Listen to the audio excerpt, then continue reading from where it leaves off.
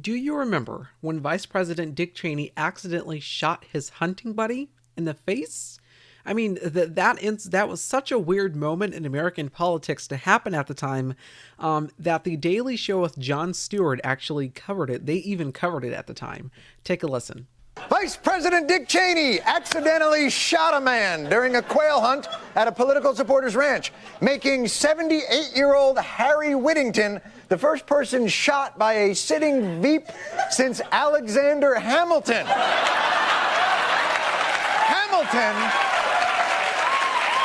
Alexander Hamilton, of course, was shot in a duel with Aaron Burr over issues of honor, integrity, and political maneuvering. Whittington was mistaken for a bird.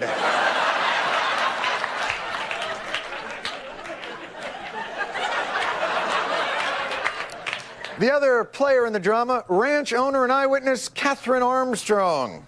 We were shooting a covey of quail. The vice president and two others got out of the car to walk up the covey. A bird flushed. The vice president took aim at the bird and shot, and unfortunately, Mr. Whittington was in the line of fire and got peppered pretty well. Cheney also discussed why nobody found out about the incident until ranch owner Catherine Armstrong went to a local paper the next day. Catherine suggested, and I agreed, that she would go make the announcement, that is, that she'd put the story out. And I thought that made good sense. She was the immediate past head of the Texas Wildlife and Parks Department.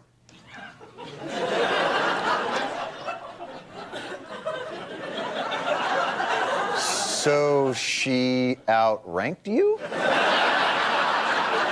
that how the government works? Is it the hierarchy, basically president, ex-head of the Texas Wildlife Parks Department, vice president?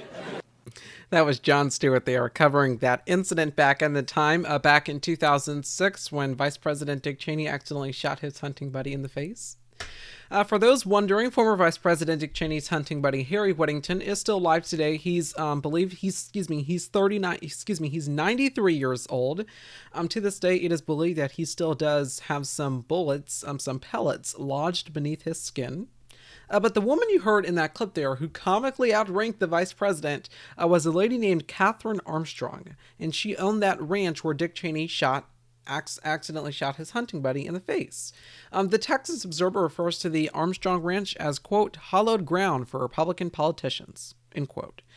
The Armstrong family is an affluent family, a well-connected family in Texas Republican politics, and that networking was very, very evident and conspicuous years later when George W. Bush's nephew, George P. Bush, was elected Texas Land Commissioner in 2014 and reached out to the Armstrong family for someone to hire.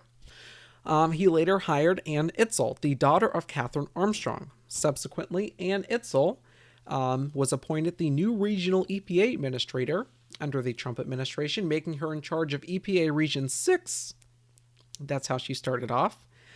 This region included Texas as well as 4 other states and 66 tribal regions. And she went on, and when she became the EPA administrator under the Trump administration, she basically downplayed climate change. This is how the Texas Observer puts it. Quote, on climate change, she said there is, quote, still a lot of ongoing science, and that the, quote, climate has been changing since the dawn of time, well before humans ever inhabited the earth.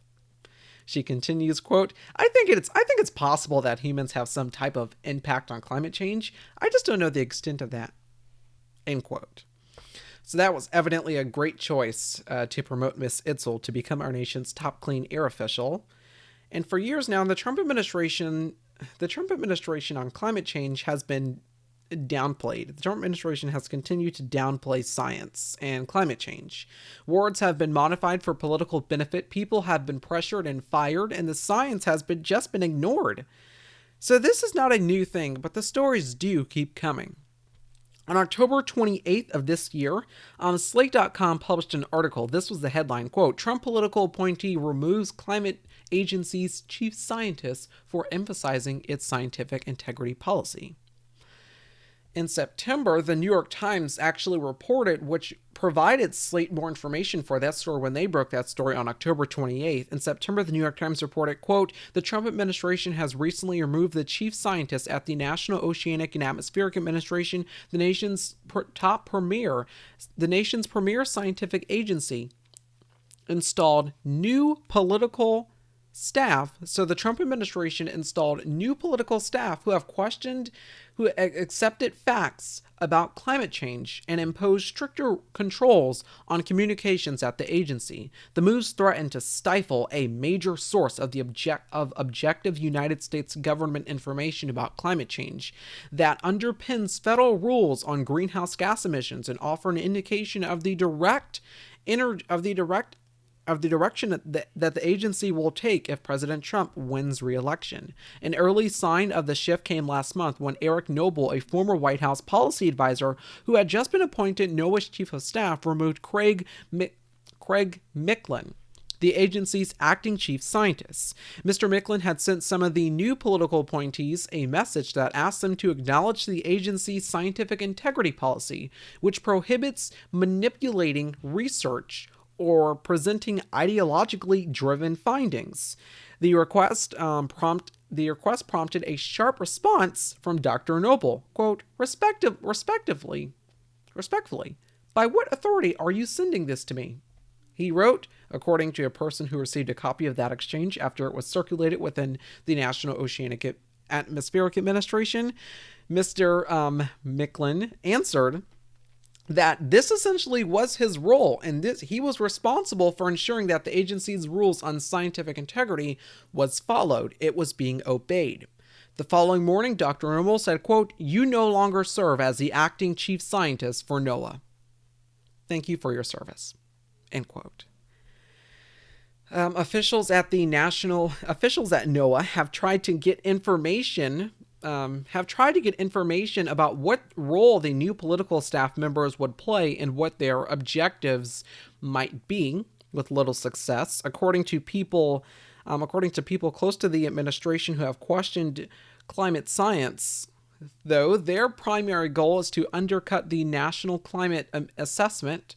The assessment is a report from 13 federal agencies and outside scientists led by NOAA, which the government is required by law to produce every 4 years, in the premier American contribution to knowledge about climate risk, and serves as the foundation for federal regulations to combat global warming. The New York Times continues in their report, quote, the latest report in 2018 found that climate change poses an imminent and direct threat to the United States and its economy. Quote, the real issue at play is the National Climate Assessment, said Judith Curry, a former chairwoman of the School of Earth and Atmospheric Sciences at the Georgia Institute of Technology, who said she had been in contact with Dr. May, this new chief scientist. Quote, that's what the powers that be are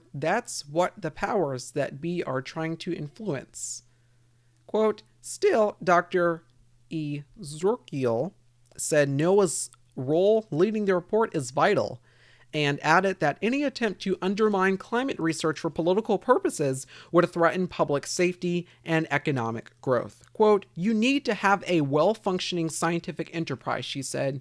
Quote, the more we back away from that, the more we erode our democracy. End quote.